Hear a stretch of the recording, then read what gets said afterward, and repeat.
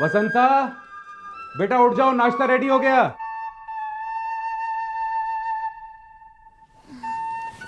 पापा आप खा लो, मैं बाद में खा लूंगी।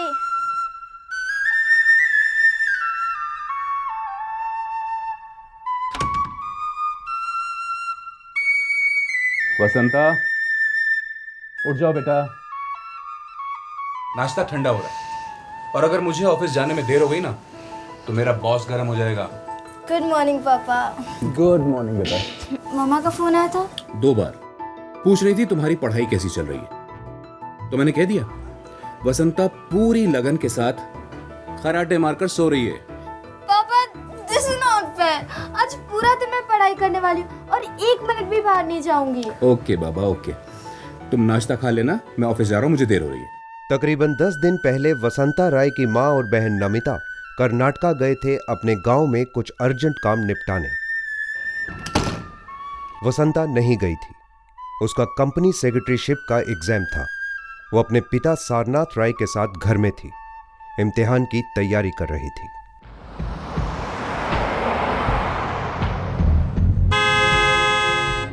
राय परिवार की बिल्डिंग में काफी भारी तोड़फोड़ और मरम्मत का काम चल रहा था।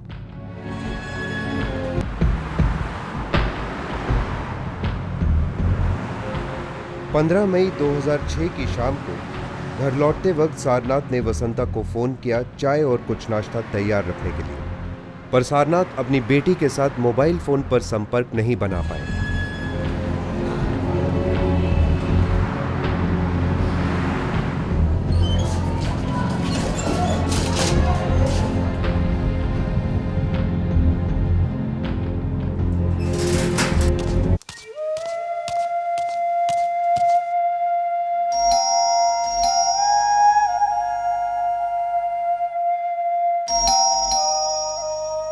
सारनाथ को कुछ खटका, वसंता दरवाजा क्यों नहीं खोल रही थी।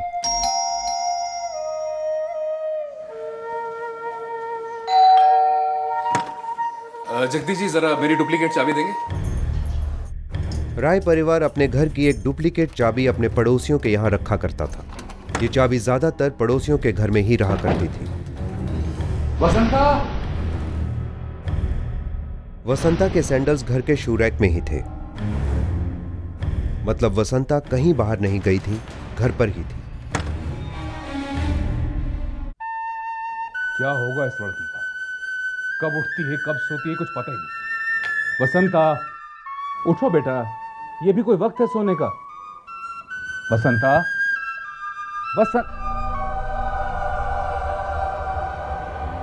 वसंता, वसंता। ने वसंता और नमिता का बचपन से इलाज किया था। I'm sorry. Vasanta is no more.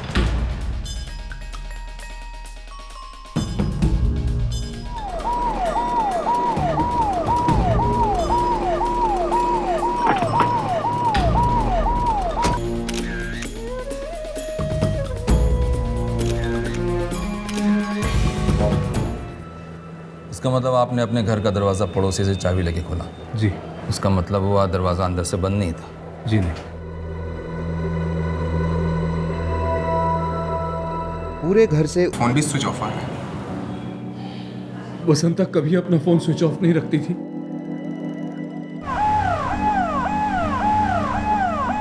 राय के फ्लैट के सामने कोई एंट्री नहीं है। साहब मैं इधर अक्खा दिन ड्यूटी पे था, राय साहब के फ्लैट में कोई आया ही नहीं। आया तो जरूर था मगर एंट्री नहीं की। वसंता बाहर आई थी क्या? नहीं साहब, वसंता बेबी तो कई दिनों से बाहर निकली ही नहीं। ठीक है। राय साहब आपके सोसाइटी के वॉचमैन के रिकॉर्ड के हिसाब से बाहर से तो कोई बिल्डिंग में नहीं आया। इसका मतलब है ये काम बिल्डिंग में किसी ने किया। आपकी किसी से कोई दुश्मनी इधर? नहीं इंस्पेक्टर साहब, इस बिल्डिंग में सभी हमारी बिरादरी के हैं। इस बिल्डिंग में आपको छोड़ के और किसको मालूम था कि आप अपना फ्लैट का चाबी अपने पड़ोस के पास रखते? सिर्फ हमारे पड़ोसी जानते थे और ये तो हमारे रिश्तेदारों से भी बढ़कर है। मुझे आपके पड़ोसियों का फिंगरप्रिंट लेना होगा। क्या? जी, और आपका भी। ये क्या कह रहे हैं आप?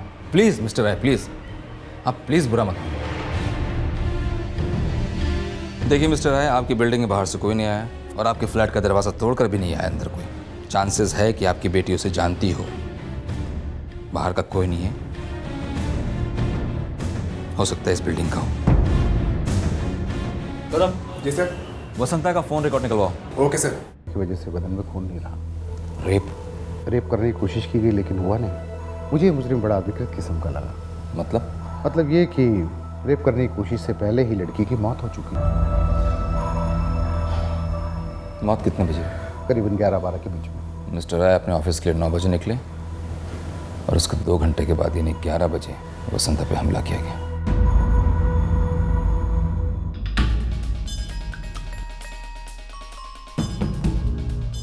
नाइफ पर मर्डर वेपन पर उंगलियों के निशान हैं। 2 निशान हैं, एक वसंता का और एक किसी और आदमी का जिसने उस पर वार किया। और दरवाजे की चिटकनी पे जो निशान मिले हैं वो? बहुत मुश्किल है। दरवाजे की चिटखनी पर कई उंगलियों के निशान हैं, सब आपस में मिल गए हैं। पड़ोसियों के जो फिंगरप्रिंट्स लिए थे वो घर में लिए हुए फिंगरप्रिंट्स और मर्डर वेपन के फिंगरप्रिंट्स से मैच करते हैं? एक भी फिंगरप्रिंट्स मैच नहीं कर रहे। एक भी नहीं? एक भी नहीं। लगता है कातिल कोई बाहर का है। लगता तो ऐसा ही है। पुलिस इन्वेस्टिगेशन के बीच वसंता का अंतिम संस्कार किया गया।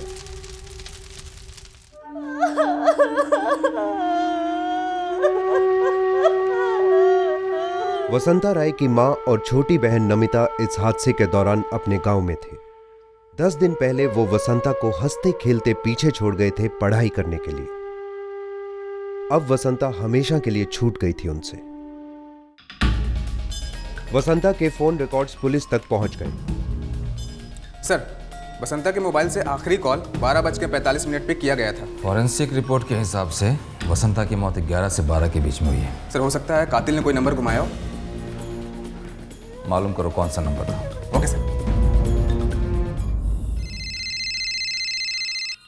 वसंता के सेलफोन से आखिरी कॉल उत्तर प्रदेश के एक छोटे से गांव में एक नंबर पर किया गया था।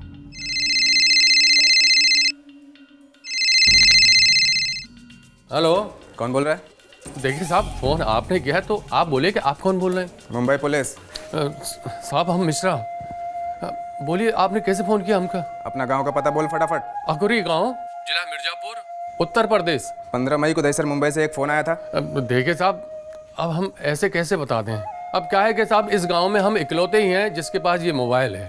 और क्या है साहब कि दिल्ली, बम्बई, कलकत्ता जहाँ भी हमारे गांव के लड़के हैं वो सब हम ही को परेशान करते हैं अपने घर वालों से बतियाने के लिए। याद करो मिश्रा जी, 15 मई को 12:45 पे एक फ़ोन आया था। मुंबई पुलिस का मामला है। लेकिन मैं ऐसे कैसे बताऊँ साहब? हाँ, लेकिन साहब हमारे गाँव के जितने भी लड़के बम्बई में काम करते हैं वो सब मजदूरी का काम करते हैं साहब। किस किस्म की मजदूरी? अरे वही साहब जो बिल्डिंग बनाने के काम में, मिस्त्री कह लो, कड़िया कह लो, बढ़ई कह लो।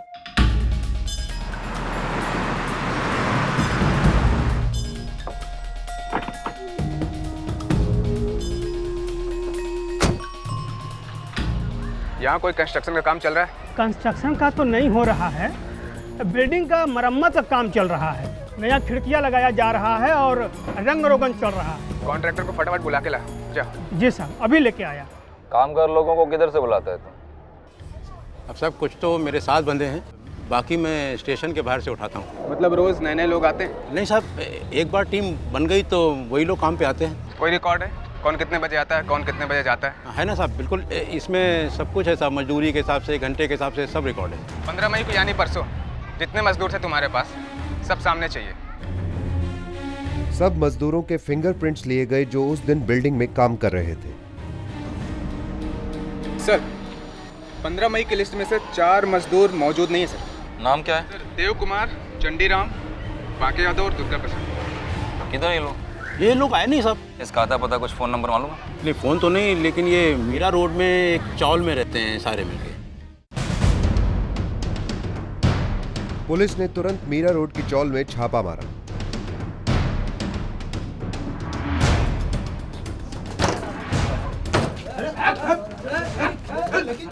कॉन्ट्रैक्टर द्वारा दी गई लिस्ट में जो 4 मजदूर पूछताछ के लिए नहीं आए थे, उनमें से 3 अब पुलिस के कब्जे में आ गए। देव कुमार, चंडीराम और दुर्गा प्रसाद, इन तीनों के भी उंगलियों के निशान लिए गए। सर, इनमें से एक बाकी यादव नहीं मिला। ये जानते हैं बाकी यादव को? हाँ सर, ये सब एक ही खोली में रहते हैं। इनका कहना है कि 15 मई से बाकी यादव गायब है। 15 मई से? जी सर। ये सारे उसी गांव के हैं जिस गांव में वसंता के फोन से कॉल किया गया था? जी सर, आकुरी गांव, जिला मिर्जापुर, उत्तर प्रदेश। कातिल की उंगलियों के निशान इन मजदूरों के फिंगरप्रिंट से मैच नहीं करते। इसका मतलब है हमारा मुख्य आरोपी बाकी यादव है। सर, वो मुंबई से फरार हो गया होगा। यूपी जाने की तैयारी करो। उसी दिन मुंबई पुलिस की 3 लोगों की टीम मिर्जापुर यूपी के लिए रवाना हुई। उनकी मंजिल थी आकुरी गांव, जो बांके यादव का गांव था। आकुरी में पुलिस सबसे पहले मिश्रा से मिली, जिनके साथ बांके यादव के बारे में फोन पर बात हुई थी। जयराम जी के साहब। बांके यादव किधर रहता है? यहाँ से साहब सीधे जाइए, वो आखिरी घर है उधर। अभी घर पे मिलेगा वो? कल ही मुंबई से लौटा है साहब। ले लो साहब।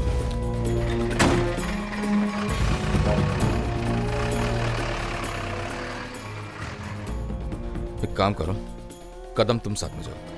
क्या ना कंस्ट्रक्शन कंपनी से आए, अच्छे कारीगर ढूंढो। Okay sir. जाओ, अलर्ट।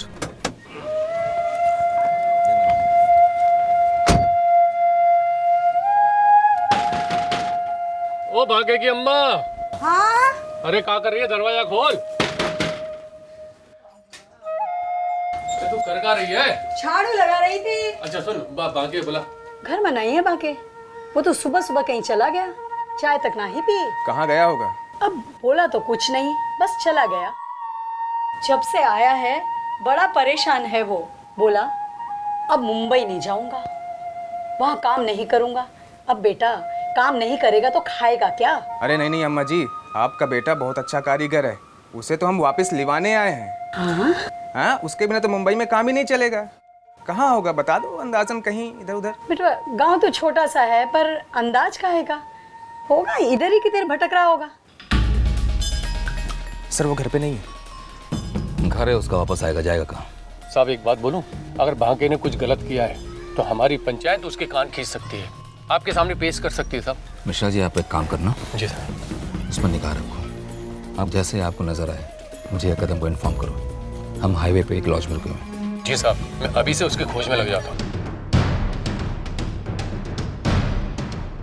साहब जी, गांव वालों ने पंचायत बुलाई है, बाके और उसकी माँ को भी बुलाया है, आप जल्दी आ जाइए। सुनो मिश्रा, किसी को ये बात नहीं बताना, किसी भी गांव वाले को, नहीं तो उसको भनक पड़ गई अगर तो वहां से निकल जाएगा, ठीक है? समझ गया साहब, बिल्कुल समझ गया। चलो।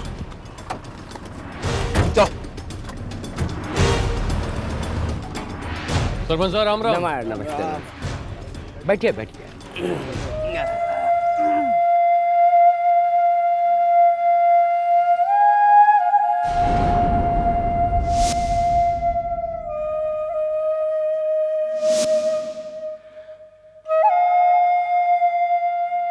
और बाके कैसी रही बम्बई, और ये अचानक वापस कैसे आना हुआ? सरपंच साहब बात मत छेड़िएगा, नहीं तो वो समझ जाएगा। हमरे आने जाने से पंचायत को क्या तकलीफ है? हम जो मर्जी करें, किसी के खाते तो नहीं है हम। वैसी बात नहीं है बेटवा। अरे तुम्हारे साथ तो दर्जनों लड़के हैं बम्बई में, तो थोड़ा अब ये वक्त तुम लौट आए तो इसलिए थोड़े से परेशान हो गए सब। सब बढ़िया है शर्मा काका, सबने प्रणाम सलाम भेजा आपको। हाँ राम राम। हम थोड़े ऊब गए थे, सोचा गाँव आए। बढ़िया। थोड़ी देर में चले जाएंगे वापस। हाँ क्यों नहीं। तो बताइए।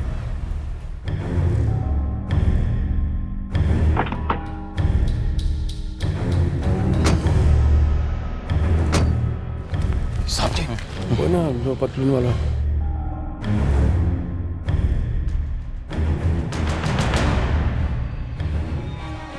बाके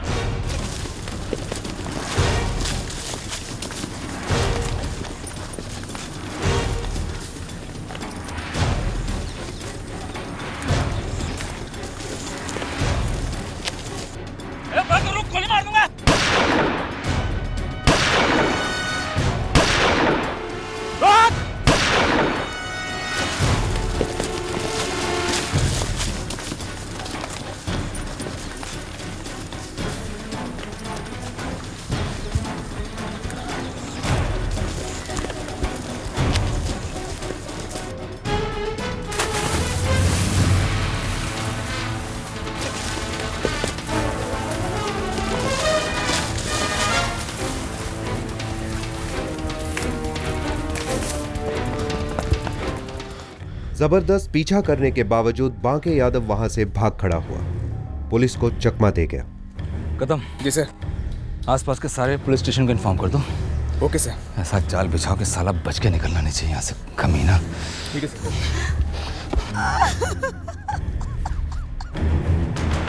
जल्द ही मिश्रा ने बांके के पते की खबर पुलिस तक पहुंचाई।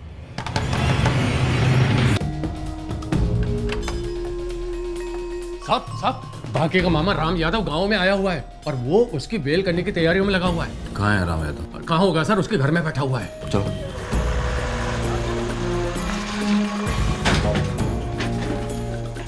किधर है तुम्हारा भाई राम यादव? पता नहीं कहाँ गया। तुम समझने की कोशिश क्यों नहीं करती हो? तुम्हारे बेटे बांके यादव ने एक लड़की की इज्जत लूटने की कोशिश की है और उसका मर्डर किया है। समझ में आया?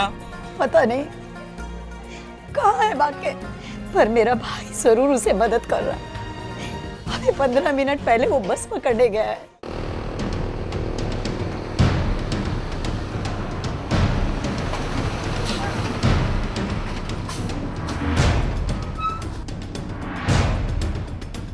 साहब पूरा राम यादव। दबा उधर।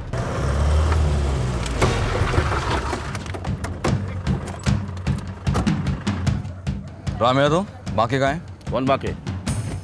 बांके कहाँ है?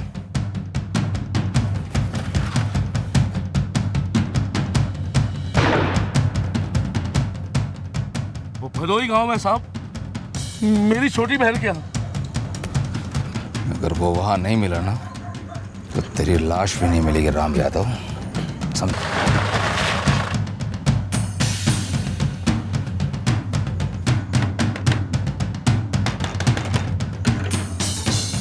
रात का है कर इमरती।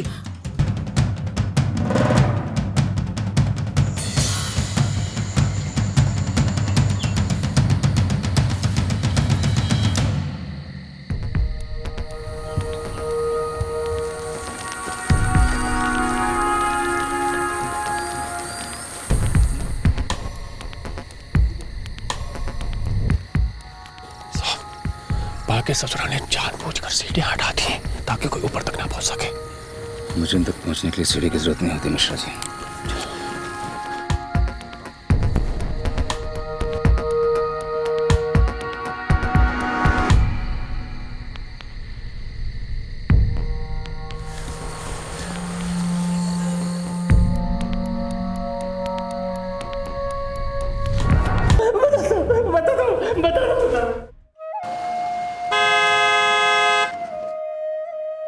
बांके की नजर वसंता पर कई दिनों से थी। उसने देखा था कि वसंता की मां और बहन बाहर गांव के लिए निकले थे। उसने देखा था कि सारनाथ राय के दफ्तर जाने के बाद वसंता घर पर अकेली होती थी। बांके खिड़कियों पर एल्यूमिनियम के पैनल फिट करने का काम करता था। वो वसंता और सारनाथ की सारी दिनचर्या से वाकिफ हो गया था।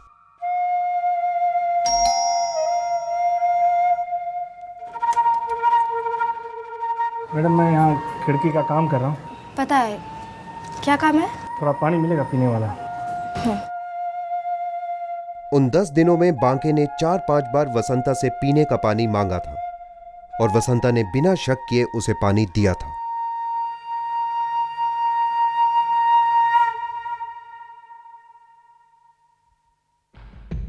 पंद्रह मई को भी बांके राय परिवार के फ्लैट पर पहुंचा और बेल बजाकर वसंता से पानी की मांग की।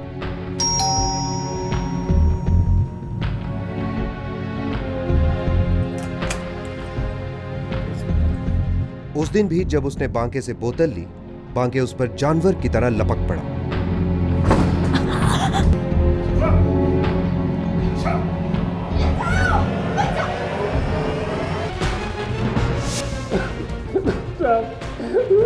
मैं डर गया था। लड़की लड़े जा रही थी साहब। मैंने नहीं सोचा था इतना लड़ेगी। मुझे लगा पड़ोसी आ जाएंगे साहब, मारा जाऊंगा।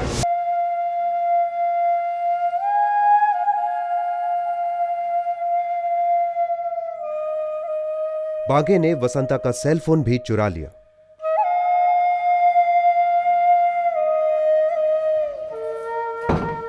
बांके बड़ी होशियारी से राय परिवार के घर से दबे पांव निकल गया।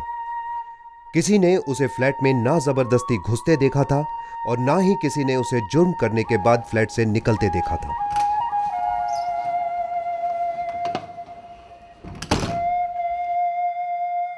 चुपचाप बांके उस हाउसिंग कॉलोनी से बाहर निकल गया।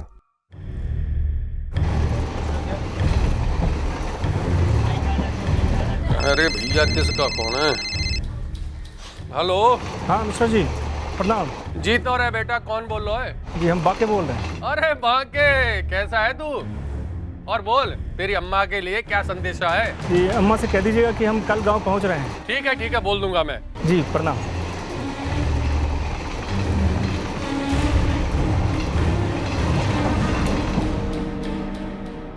बांके के इकबाले जुर्म के अलावा मुंबई पुलिस के पास बांके के खिलाफ ठोस सबूत थे।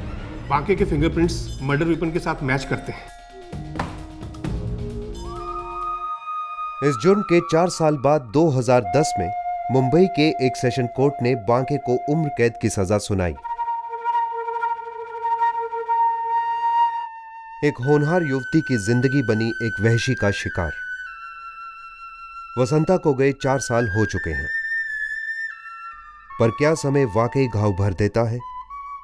क्या यादें वाकई धुंधली हो जाती हैं? खासकर उन बच्चों की यादें जो बेवक्त और भयंकर रूप से मौत के घाट उतारे गए। वसंता की मुस्कान हम सब से पूछती है कि उसकी क्या गलती थी। जवाब किसी के पास नहीं।